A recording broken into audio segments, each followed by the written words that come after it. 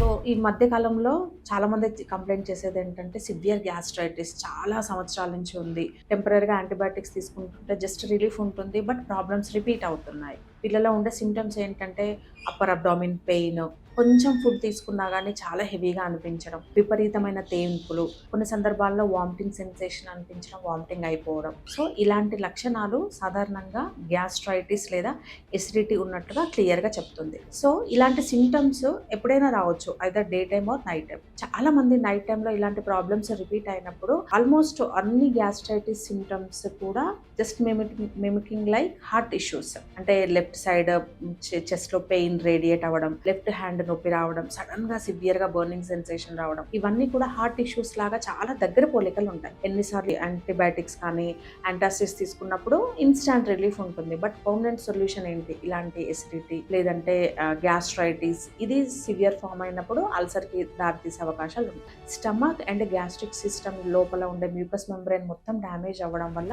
ఇలాంటి acidity and gastritis symptoms develop అయ్యే అవకాశం ఉంటుంది. సో, ఎవరైతే ఇలాంటి గ్యాస్ట్రైటిస్ సమస్యలతో దీర్ఘకాలికంగా సఫర్ అవుతున్నామో, యాంటాసిడ్స్ తీసుకున్నప్పుడు రిలీఫ్ మాత్రమే ఉంటుంది. పర్మనెంట్ సొల్యూషన్ కోసం చూసేవాళ్ళు కింద స్క్రోల్ అవుతున్న నెంబర్‌కి కాల్ చేసి డాక్టర్ కేర్ హోమియోపతి బ్రాంచ్‌ని సంప్రదించి డాక్టర్ గారితో డైరెక్ట్‌గా మీ డౌట్స్ క్లియర్ చేసుకొని పర్మనెంట్ సొల్యూషన్‌కి ఎంత టైం పడుతుంది, ఎన్ని రోజులు మెడికేషన్ తీసుకోవాలి, at the same time life style changes అన్నీ కూడా మీకు క్లియర్‌గా ఎక్స్‌ప్లెయిన్ చేయడం జరుగుతుంది. Hello, I am doctor Srividya, senior homeopathy consultant, doctor care homeopathy, LB Nagar.